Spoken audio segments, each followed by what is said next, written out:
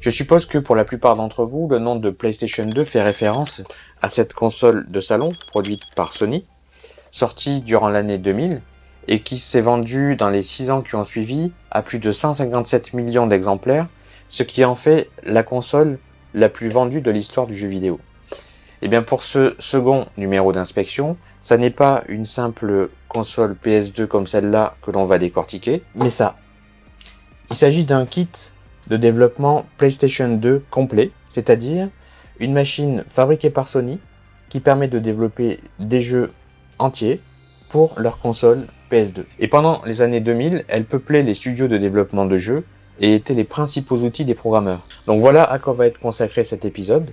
On va découvrir ensemble le hardware de cette bestiole qui n'a absolument jamais été ouverte. Sony avait nommé ce kit le Tool, et visuellement, il a l'apparence d'une moyenne tour de PC qui aurait subi une passe de tuning pour nous rappeler la forme et la texture de la PS2.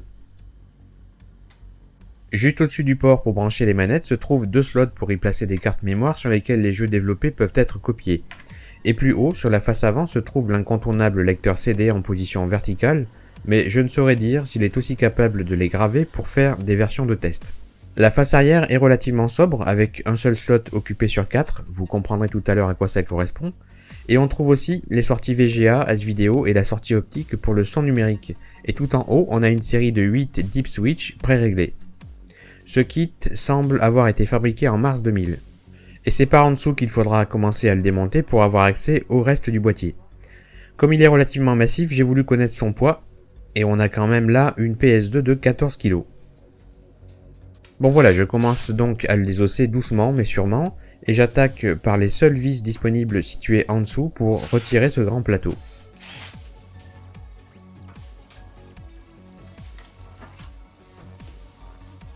Et il me donne accès à d'autres vis qui vont elles-mêmes me permettre de retirer les côtés en plastique.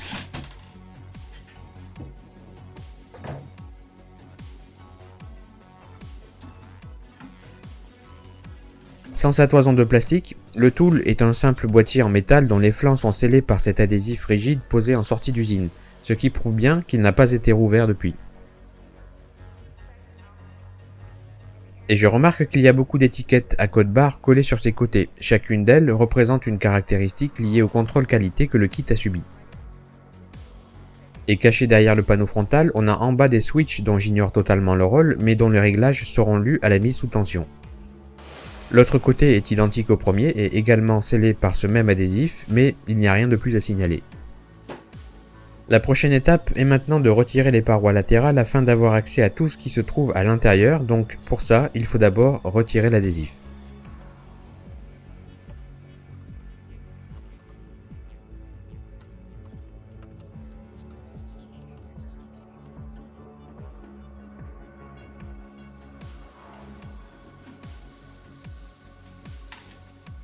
Bon, par rapport à un boîtier pour PC, on n'est pas trop dépaysé, à quelque chose près, on a vraiment l'impression d'en ouvrir un. Et d'ailleurs, même l'intérieur nous est familier au premier coup d'œil. Et c'est tout à fait normal car ce kit contient deux machines indépendantes l'une de l'autre, et on voit la première ici qui n'est autre qu'un véritable PC embarqué sur une carte PCI. Tous les composants indispensables y sont intégrés, Source Bridge, CPU avec son propre ventilateur, processeur vidéo, etc. On va bien entendu voir tout ça en détail, mais ce qu'il faut déjà noter, c'est que s'il y a autant de ports PCI sur cette carte mère, c'est qu'on pouvait en ajouter forcément d'autres. Sony avait donc tout prévu. Pour accéder à tous les circuits imprimés, je vais devoir retirer chaque élément un par un. Donc je commence par le rack des disques durs 3 pouces et demi. Il y en a deux, et ils sont reliés au port IDE de la carte PCI de la machine PC.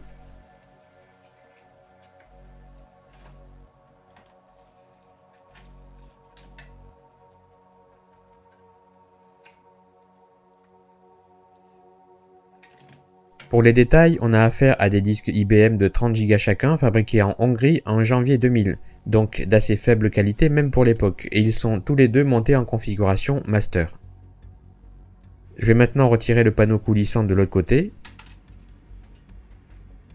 mais il ne coulisse pas, et pour cause il est verrouillé à ces deux endroits, donc il faudra faire sans et continuer par le panneau avant. Il reste encore la paroi arrière à débloquer.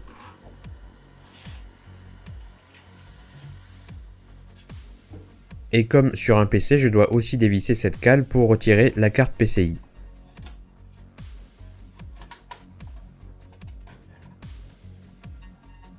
voilà, nous avons là une carte mère de PC de la fin des années 90 embarquée sur cette carte PCI dont le degré d'intégration en double face est quand même assez important. Mais voyons cela dans le détail.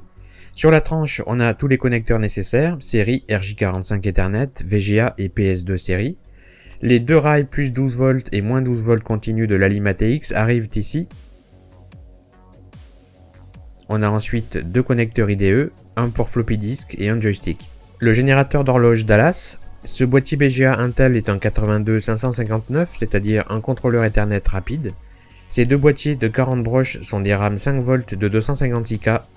Et nous avons ici un gros QFP de chez AELI, le Southbridge M1523, et le BIOS Award typique juste à côté. Ensuite, on a ici un synthétiseur d'horloge CY2254 compatible pour processeur Pentium avec son quartz de référence à côté. Et bien entendu, ici se trouve le CPU, qui devrait en principe être un processeur Intel Pentium, avec 2 barrettes mémoire DDR.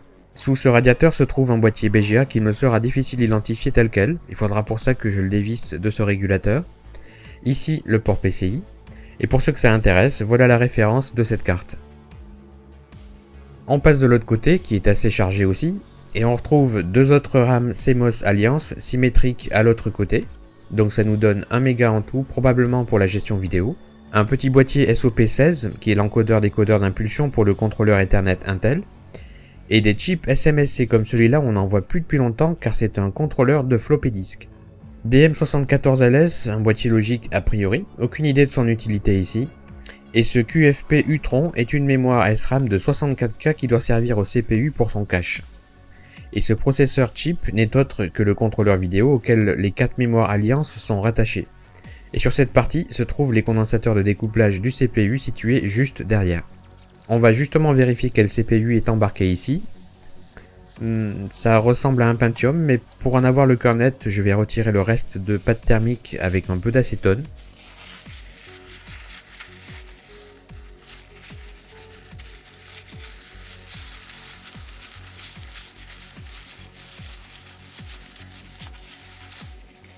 Oui, c'est bien ça, un Pentium qui intègre la techno MMX. On poursuit notre progression et je retire maintenant le bloc d'alimentation qui est un simple bloc ATX commun à tous les PC de l'époque. Elle délivre 1,6 A pour 240 volts, on a donc une puissance max de 380 watts avec un rendement qui doit être de l'ordre de 300 watts environ. C'est maintenant au tour du lecteur de CD, qui à mon avis est très spécifique à cette plateforme, donc on ne va pas trouver là un lecteur standard d'un autre fabricant que Sony. Et d'ailleurs, il est relié à la carte machine PS2 et non pas à la carte mère ni à la carte PCI Pentium.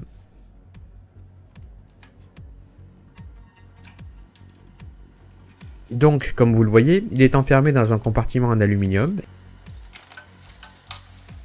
et quand on le désassemble, on se retrouve avec ce bloc noir qui est le lecteur même.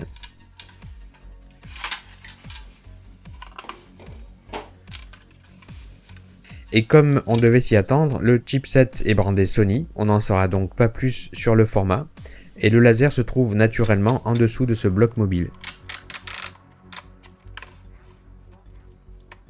Voilà, donc pour la première fois on a une vue d'ensemble du système sans la carte PC, avec la carte mère ici qui contrôle grâce à ces deux énormes connecteurs carte à carte, la carte fille PlayStation 2 qui est cet énorme circuit imprimé, sur lequel on trouve les deux processeurs et beaucoup d'autres éléments propriétaires et notamment des modules additionnels que l'on détaillera dans un instant comme cela. Il ne me reste plus qu'à retirer du boîtier ces deux derniers circuits imprimés, comme ça on pourra les passer en revue de façon détaillée. Donc je commence d'abord par la carte fille PS2, et comme vous le voyez, elle est vraiment très large, il n'y a plus beaucoup de place autour pour la manipuler. Et c'est ensuite au tour de la carte mère qui, comme vous le voyez, se retrouve horizontale par rapport au boîtier du kit.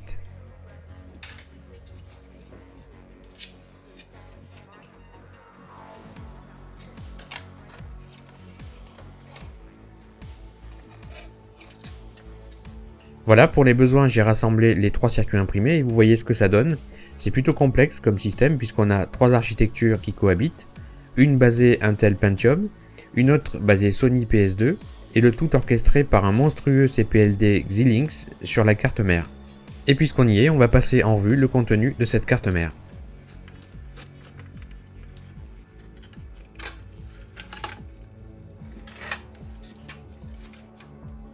Et on commence par le module d'alimentation avec une vue sur ces massifs transistors de puissance MOSFET à canal N. Il y en a 4 comme ça, probablement un par rail, avec leur condensateur de filtrage et une inductance de lissage pour chacun d'eux. Des circuits logiques ici, série 74, et un microcontrôleur 8 bits microchip avec son quartz de 4 MHz juste au-dessus. Je pense que toute cette région est dédiée au management de l'alimentation du FPGA Xilinx que vous voyez là, et qui est le véritable chef d'orchestre doté de 3800 éléments logiques à l'intérieur, et qui fait que tout communique ensemble. Contrairement à ce que l'on pourrait croire, ce ne sont pas des mémoires RAM dédiées au FPGA, mais des flip-flops 16 bits en charge de contrôler le bus de données derrière le CPLD. Et ceci est l'EEPROM qui contient le code de configuration de la bête. On trouve ici encore d'autres flip-flops comme les précédents reliés cette fois au connecteur carte à carte. Et je vois 2 autres boîtiers ici, encore un circuit logique série 74. Et à côté, un PLD Altera série EPM 7000 avec son quartz de 50 MHz juste à ses côtés.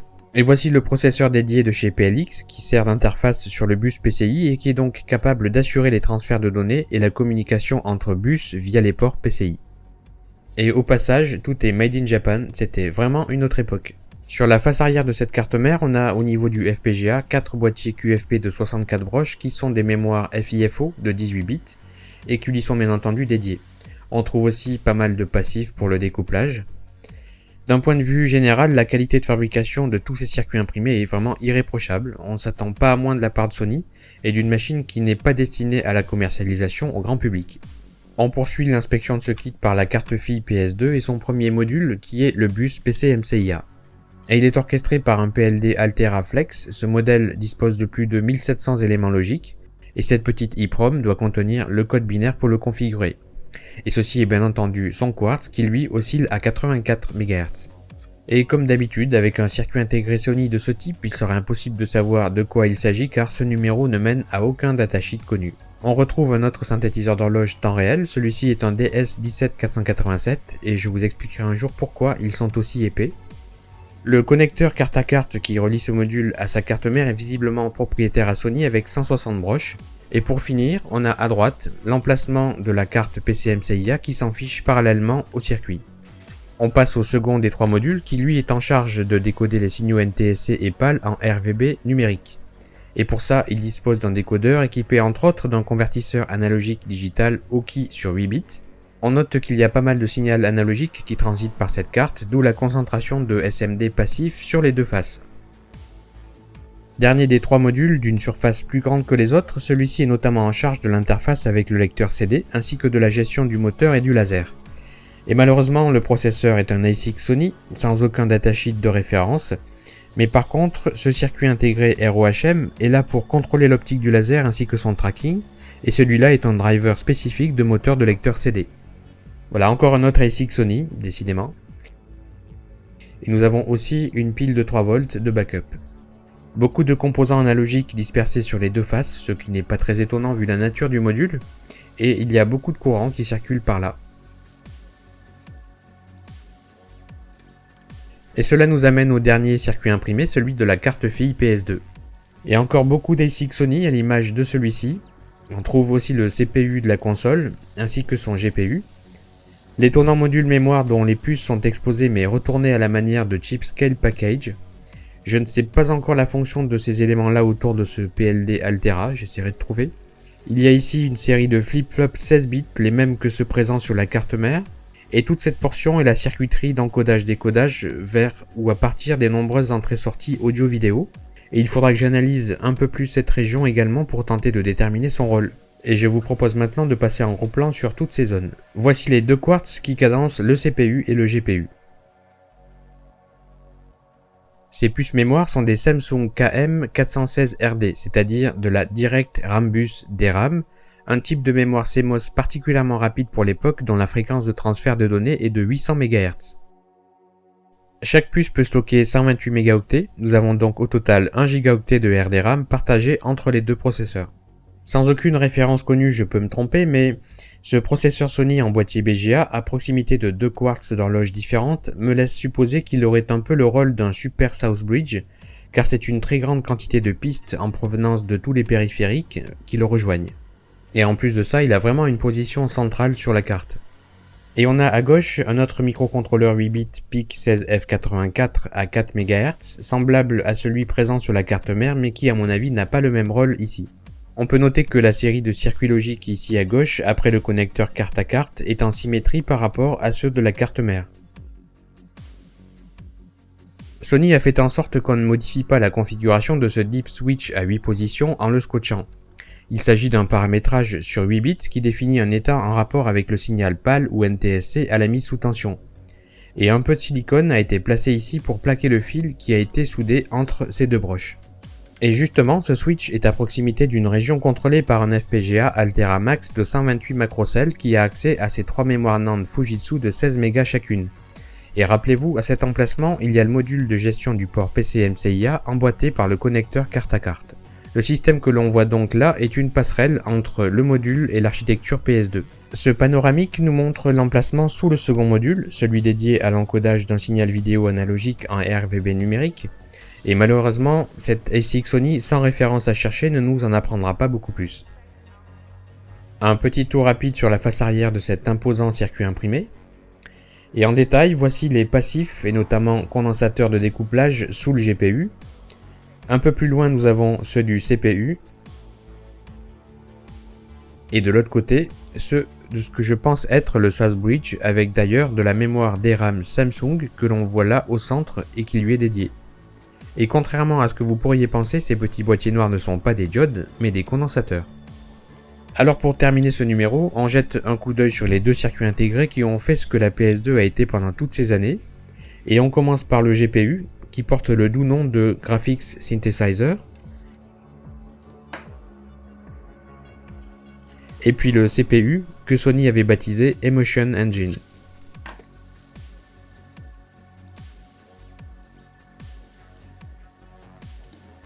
Et c'est sur ce plan final que nous conclurons donc ce second épisode de la rubrique Inspection.